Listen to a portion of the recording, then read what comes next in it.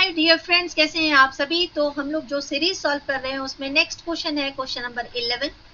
Bihar constable examination आपके जो upcoming है उसकी तैयारी चल रही है, तो आप लोग अपनी अपनी कॉपीज में जरूर इसके सही आंसर मुझे दीजिएगा, जिससे ये पता चल सके कि आपकी तैयारी कितनी है। After the general election the pro tem speaker is, general election के पास के बाद जो प्रोटेम स्पीकर होते हैं वो कौन से होते हैं? Elected by the Lok Sabha, appointed by the President of India, appointed by the Chief Justice of the Supreme Court, या the senior most member of the Lok Sabha।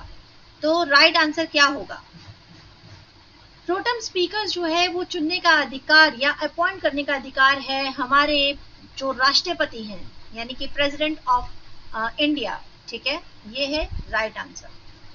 ये जो बिहार कांस्टेबल एग्जामिनेशन है ये बहुत ही आसान आता है, लेकिन अगर आप प्रैक्टिस नहीं करेंगे तो ये परीक्षा सॉल्व नहीं कर पाएंगे। ज्यादा से ज्यादा क्वेश्चंस की प्रैक्टिस करना बहुत जरूरी है।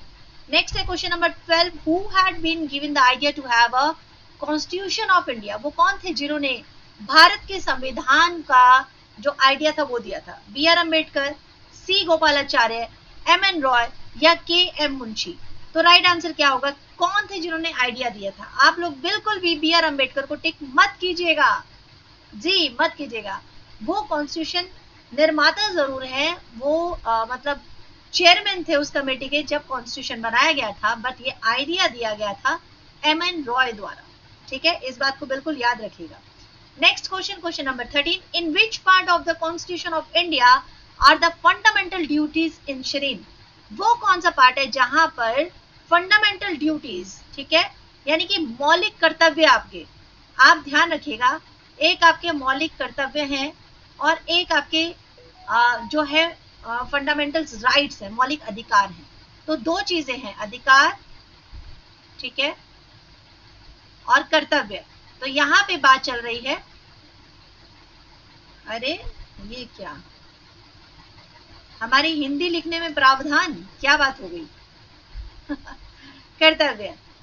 तो ये कौन से पार्ट में है, कॉन्स्टिट्यूशन के कौन से भाग में लिखा गया है? Part 5, part 2, part 4A, part 4। तो याद रखिएगा ये 4A में लिखा गया है। ठीक है, नेक्स्ट है क्वेश्चन नंबर 14।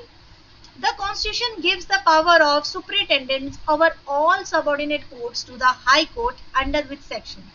अब यहाँ पर जो कॉन्स्टिट्यूशन है उसने जो पावर्स है सुपरिटेंडेंस का all over the subordinate court to the high court, ये किस आर्टिकल के अंतर्गत निहित है, किस में मेंशन की गई है?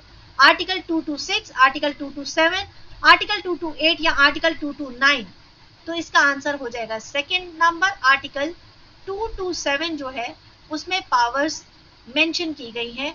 जो हाई कोर्ट के जो सुपरिटेंडेंट्स है, जितने भी सबऑर्डिनेट कोर्ट हैं, उनकी पावर्स क्या है वो मेंशन की गई है। ठीक है, चलिए बढ़ते हैं नेक्स्ट क्वेश्चन की तरफ, जो कि लास्ट क्वेश्चन है इस क्लास का। ठीक है, नेक्स्ट फिर सेट में हम फर्दर क्वेश्चंस के साथ मिलेंगे ना। तो 15th क्वेश्चन पे चलते हैं। क्वेश्चन नंबर 15 कहता है the member of the Rajya Sabha are elected by. तो ये क्वेश्चन आपको अच्छे से करना है और आना भी चाहिए, दोनों का, लोकसभा का भी और राज्यसभा का भी। तो जो मेंबर है राज्यसभा के वो किसके द्वारा चुने जाते हैं? The elected member of legislative assembly, the elected member of legislative council, the people और द लोकसभा। तो राज्यसभा जो हाउस है उसमें अगर मैं मतलब आपको सिंपल सा बताऊं तो लोकसभा और राज्यसभा, वैसे तो आपको दोनों ही पढ़ना है। लोकसभा तो वो हो गया हाउस जो आपका कॉमन हाउस जिसे कह सकते हैं, जिसमें पीपल्स का हाउस कहा जा सकता है, ठीक है, लोगों का। लेकिन जो राज्यसभा है, एक तो ये कभी भंग नहीं होती राज्यसभा, ठीक है, यहाँ पर जो मेंबर्स होते हैं वो सिर्फ रिटायर होते हैं, बट लोकसभा हर 5 साल में पूरी की पूरी चेंज होती है, नए मेंबर्स आते हैं।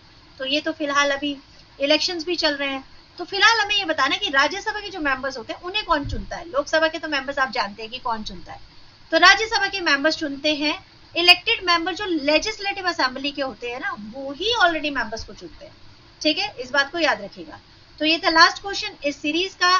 नेक्स्ट आपका सीरीज होगा जिसमें नेक्स्ट क्वेश्चन हम लोग डिस्कस करने वाले हैं।